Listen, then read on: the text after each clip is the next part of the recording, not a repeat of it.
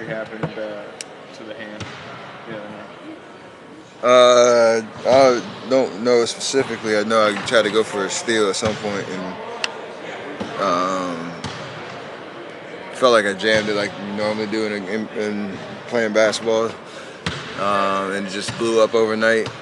Crazy swelling, so just try to be precautious,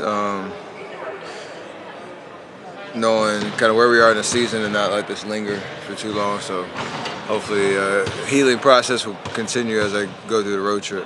Assuming How's it you, feeling? assuming How's it improving over the last 24, 28 hours? Swelling's going down. It's still painful, but kind of have to deal with that as you go, especially with your hand. There's no real way to protect yourself really if you're out there playing, because you got to. The only thing you don't want to do is get it caught in a jersey or something, and it being in a weak state, have some more damage happen. So that was the concern for yesterday's game, but hopefully by tomorrow the swelling will be gone and I'll be able to deal with the pain and just play.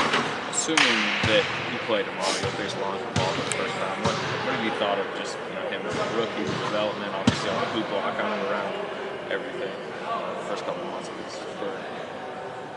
I mean, he's a rookie. He's going through the ups and downs like every rookie has, whether you're highly touted or not. It's all a learning experience and trying to find your way and be comfortable. So,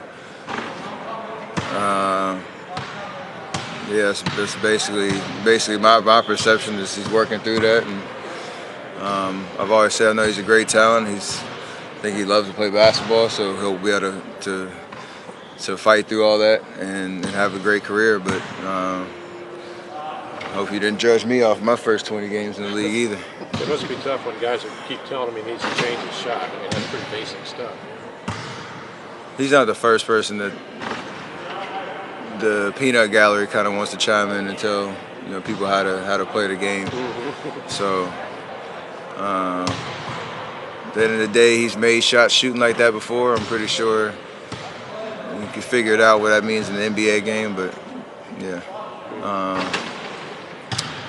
that's for him to decide. There'll probably be some type of swirling storyline about what his dad said last year about you, and that it might be extra motivation for you. Is it at all? No, more comic relief for me. You need that from time to time. So that's about it. What did you learn about the team last night, watching the game? I mean, we're deep, we're versatile. We have guys that can make all around the floor. Just obviously last night with certain lineups that we had out there, and the rotation was drastically different than it's been. Even when I sit and KD plays, or vice versa, or Draymond's out, having me and K out for the first time was a little different. Just with how you kind of end quarters and play calls that we can kind of get us through some lulls throughout the course of the game. But I mean, they competed, they played hard. Game could have gone either way, and considering how well Sacramento played down the stretch, you got to give them some credit as well for going out and winning the game. But we showed some heart, and I think it was a great experience for everybody just to know how we can adjust when guys are up. Last night was a special circumstance with you and KD out there. You did have a 10-point lead that they came back and won. And I think it's like the fourth time this year you guys have lost a game where you had a double-digit lead. Some of them double-digit leads have been pretty big. You guys have been so good at protecting those kind of leads over the last few years. What do you think's happening getting leads back? It's a combination of a lot of things.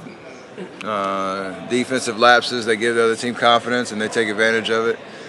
Some games it's been turnovers. Some games it's been foul trouble. There's no one set reasoning, but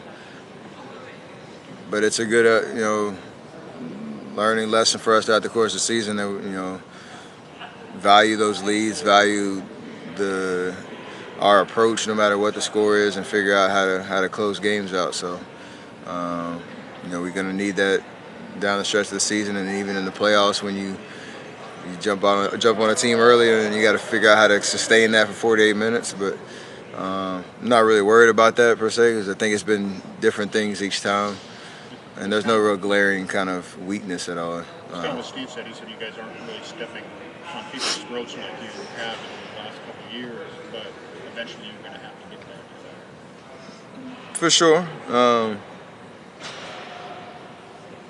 I mean, yeah, you want to be able to capitalize off of great performances, and you don't want to have to win the game twice in those kind of situations. When you come out and you jump on a team, you got to try to make it as easy on yourself as possible. And the games you talked about, we haven't, but I'm sure we'll be in that situation plenty more times and be able to figure it out. What do you think McCaw's natural position is? He obviously played some point last night, which is not where he usually plays. I mean, I think he has the skill set to do both. Play, off the ball and on. His ball handling is solid enough that he can penetrate and probe and run pick and roll. And he's also explosive with his first step, trying to get in the paint and make plays. So he kind of falls into that category of being able to do both. I don't know what he prefers, but the positionless NBA that is kind of taking place, he's suitable for anywhere you put him out there, because he's another one of those guys that has a lot of intangibles that might not show up on a stat sheet, but help your team win and make him a threat on the floor. So as long as he keeps that up, he'll be fine. Will you wear a hand like wrap or whatever tomorrow when you play? You think? Yeah, something. Trying to figure that out. A Does lot of different options. it affect you? I mean, did it affect you at all while you're shooting it at? The whole point is just try to take some of the pain away, because there's so much emotion and I guess effective when the ball, whether you're catching a pass or dribbling, trying to limit that motion as much as I can. So hopefully, as long as I got these two fingers, I can shoot and be fine. Is it more the finger or the top of the hand? Just more the whole right ring finger. So Got it. yeah. Steve makes an effort to keep everybody involved, but it's a challenge, obviously, with the depth of this team. For you personally, like how long does it take getting into a season before you're comfortable with basically any combination you might be with on the court? I mean, every year is different. Just one guy can make a huge difference when it comes to how you put together that five-man lineup. There is a lot of consistency for us, though, just having the same kind of playbook, the same style of play, the same core together. So that chemistry is always there. But throughout the course of the season, there are going to be nights like last night where we're at game 20-something, and you have the line that hadn't played together before, and you have to just figure it out on the fly. So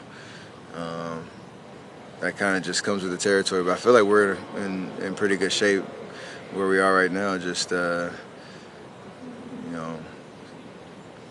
continuing to refine and be more efficient and execute, especially on the offensive end in the half court. No matter what lineups out there, knowing what play calls are best suited for the guys that are out there on the floor. So that perspective is always like a work in progress. So I think you can always get better at it.